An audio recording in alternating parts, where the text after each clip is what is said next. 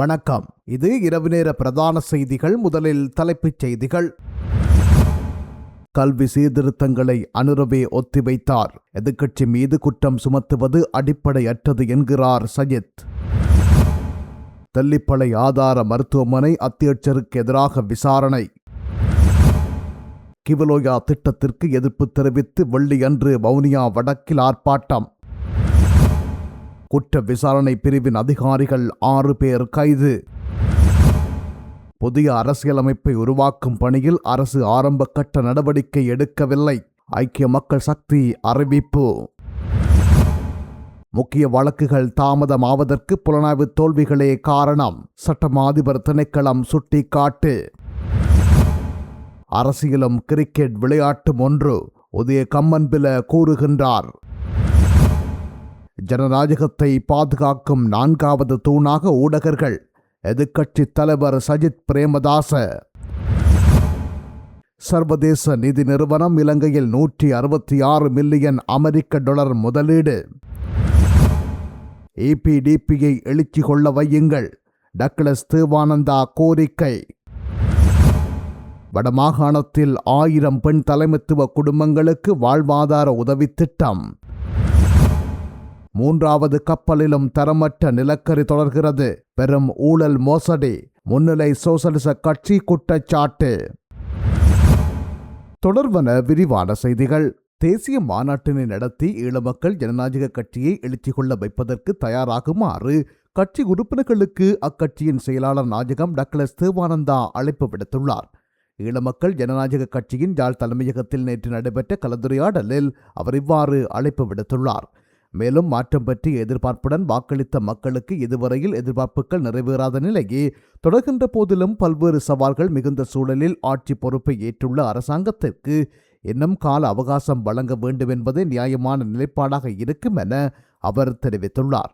எந்தவொரு அரசும் தமிழ் பேசும் மக்களுக்கு எதையும் தாம்பாள தட்டில் ஏந்தி வந்து தாமாக தரப்போவதில்லை என தெரிவித்த டக்ளஸ் தேவானந்தா, எமது நல்லெண்ண சமிக்கையாலும் சிநேகபூர்வ உரையாடலாலும் தேசிய நல்லிணக்க வழிநின்றே நாம் எதையும் பெற வேண்டுமென அவர் குறிப்பிட்டுள்ளார்.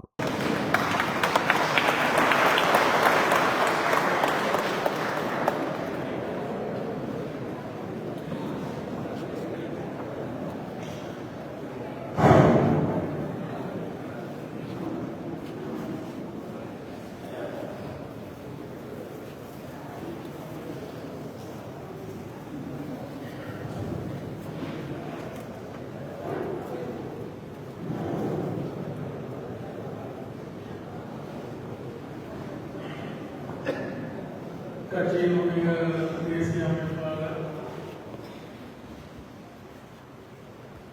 மாவட்ட அமைப்பாளர்கள், செயல்பாட்டாளர்கள், உறுப்பினர்கள் அனைவருக்கும் முதல்ல என்னுடைய வணக்கத்தையும், அதே நேரத்தில் கட்சியினுடைய அழைப்பேற்று பல்வேறு என்னுடைய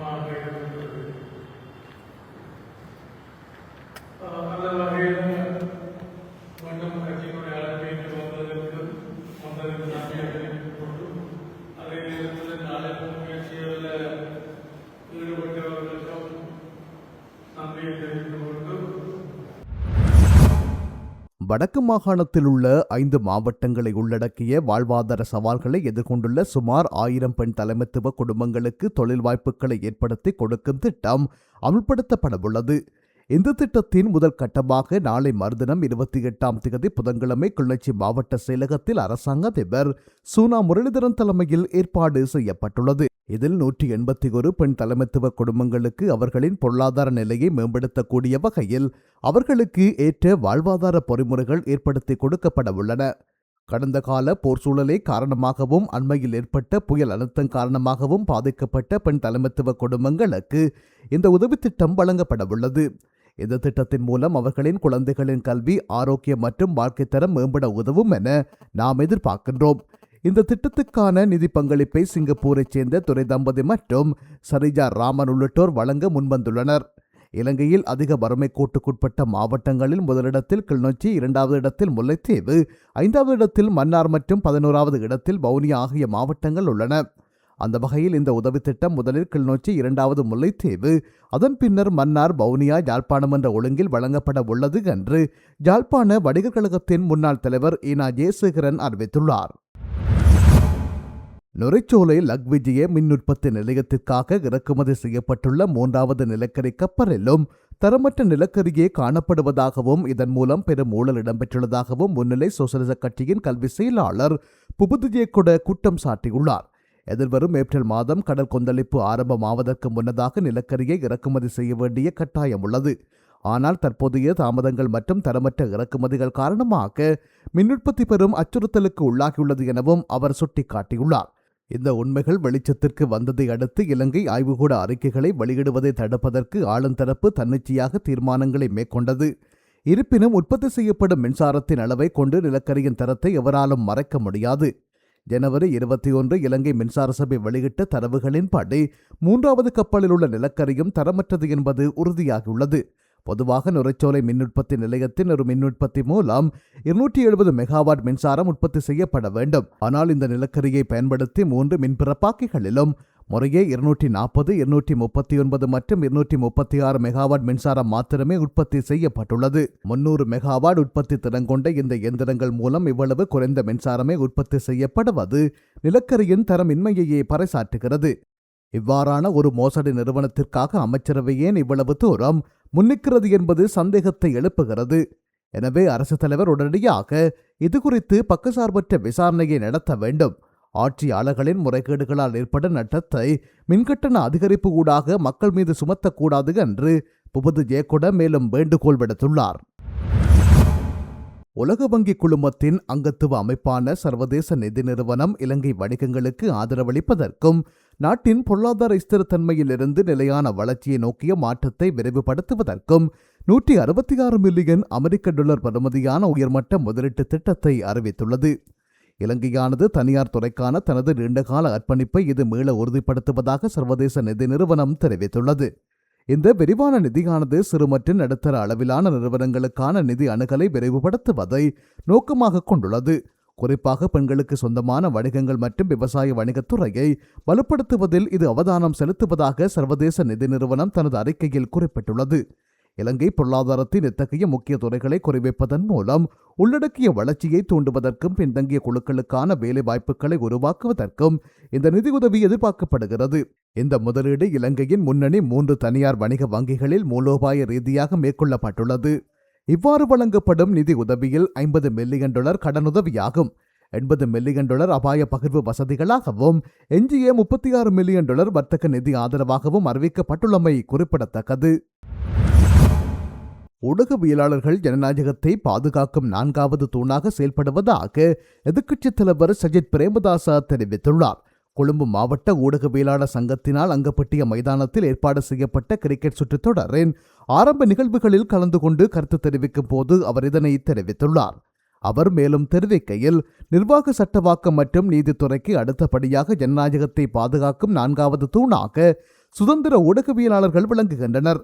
ஊடகவியலாளர்களின் தொழில்முறை பணி தேசத்தின் சமநிலை மற்றும் சரிபார்ப்பு முறைமைக்கு வலு சேர்க்கிறது. பல்வேறு சவால்களுக்கு மத்தியிலும் தொடர்ந்து 4வது ஆண்டாக இந்த தொடரை நடத்துவது பாராட்டுக்குரியது. வெவ்வேறு ஊடக நிறுவனங்களைச் சேர்ந்த ஊடகவியலாளர்கள் ஒன்றிணைந்து தங்களுக்கிடையிலான சகோதரத்துவம், நட்பு மற்றும் நல்லிணக்கத்தை வெளிப்படுத்தும் ஒரு தளமாக இது அமைகின்றது. வெவ்வேறு ஊடக நிறுவனங்களில் பணியாற்றும் ஊடகவியலாளர்கள் தங்களது பணிப்பளுவை மறந்து சகோதரத்துவம், நட்பு மற்றும் நல்லிணக்கத்தை வளர்த்துக் கொள்ள இந்த விளையாட்டுத் தொடரில் ஒரு சிறந்த தளமாக அமையும் என்று அவர் குறிப்பிட்டுள்ளார். அரசியலும் கிரிக்கெட் விளையாட்டும் ஒன்றுதான் என்றும் அதில் அரசாங்கம் துடுப்படுத்தாடும் போது எதிர்க்கட்சிகள் பந்து வீச்சாளர்களாக செயல்படுவதாக பிபி துரு கல உரிமைய கட்சியின் தலைவர் உதய கம்மன்பில தெரிவித்துள்ளார். கொழும்பு மாவட்ட ஊடகவியலாளர் சங்கத்தினால் அங்கப்பட்டிய மைதானத்தில் ஏற்பாடு செய்யப்பட்ட கிரிக்கெட் சுற்றுத் தொடரின் ஆரம்பகட்ட நிகழ்வுகளில் கலந்து கொண்டு கருத்து தெரிவிக்கும் போதே அவர் இதனை தெரிவித்துள்ளார். கடந்த காலங்களில் அரசாங்கம் துடுப்பாட்ட வரிசையில் இருந்தபோது எதிர்க்கட்சிகள் பந்துவீச்சு மற்றும் களத்தடுப்பில் ஈடுபட்டனர். எதிர்க்கட்சித் தலைவர் அண்மையில் கொண்டு வந்த நம்பிக்கையில்லா தீர்மானம் ஒரு பவுன்சர் பந்துவீச்சுக்கு ஒப்பானது. மேலும் பிரதமர் பதவியிலிருந்து ஒருவரை நீக்க நடக்கும் முயற்சிகள் கிரிக்கெட்டில் ரன் அவுட் செய்வதற்கு சமமாகும். முன்னாள் ஜனாதிபதி கோட்டாபய ராஜபக்ச ஒரு நோபல் மூலம் ஆட்டம் இழந்துள்ளார். ஊடகவியலாளர்கள் வருடம் முழுவதும் செய்திகளை தேடி ஓடிக்கொண்டிருக்கின்றார்கள். தாங்கள் வழங்கும் செய்தி தலைப்புச் செய்தியாக வருமா அல்லது தணிக்கை செய்யப்படுமா என்ற பதற்றத்திலேயே அவர்கள் பணிபுரிகின்றனர். கிரிக்கெட் விளையாட்டில் முடிவு உடனுக்குடன் தெரிந்து விடுவதனால் இந்த விளையாட்டு ஊடகவியலாளர்களுக்கு ஒரு சிறந்த மன அழுத்த மருந்தாக அமைகின்றது. தொடரின் ஆரம்பத்தில் இருந்தே ஆர்வத்துடன் பங்கேற்று வரும் தனக்கு சிறந்த பார்வையாளர் என்ற விருதை வழங்க வேண்டும். 2026ஆம் ஆண்டு அனைவருக்கும் வெற்றிகரமான செய்திகளையும் வாய்ப்புகளையும் வழங்கட்டும் என்று அவர் குறிப்பிட்டுள்ளார். கம்பகா குற்ற விசாரணை பிரிவின் 6 அதிகாரிகள் கைது செய்யப்பட்டுள்ளனர். தாக்குதல் சம்பவத்தில் கத்தோலிக்க அருத்தந்தை ஒருவர் மேற்கொண்ட முறைப்பாட்டுக்கு அமைய இந்த 6 அதிகாரிகளும் கைது செய்யப்பட்டனர் என போலீஸ் ஊடக பேச்சாளர் உதவி போலீஸ் அத்தியட்சகர் FU பூட்லர் தெரிவித்துள்ளார். கம்பகா குற்ற விசாரணை பிரிவின் அதிகாரிகளால் நேற்று முன்தினம் கிருந்திவிட்ட பகுதியிலிருந்து உடுகம்புல பகுதியை நோக்கி பயணித்த மோட்டார் சைக்கிள் ஒன்றை நிறுத்த கட்டளையிடப்பட்டுள்ளது. அந்த சந்தர்ப்பத்தில் கட்டளையை மீறி பயணித்ததாக கூறப்படும் மோட்டார் சைக்கிளை பின்தொடர்ந்த அதிகாரிகள் அதனை நிறுத்தியுள்ளனர். இதன்போது அதிலிருந்த 33 வயதான மேற்படி அருத்தந்தையை கைது செய்ததன் பின்னர் இருதரப்பினருக்கிடையே வாய்த்தர்க்கம் ஏற்பட்டுள்ளது. இதன்போது போலீஸ் அதிகாரிகள் தம்மை தாக்கினர் என கூறி குறித்த அருத்தந்தை நீர்கொழும்பு வைத்தியசாலையில் அனுமதிக்கப்பட்டார் என போலீஸ் ஊடக பேச்சாளர் தெரிவித்துள்ளார்.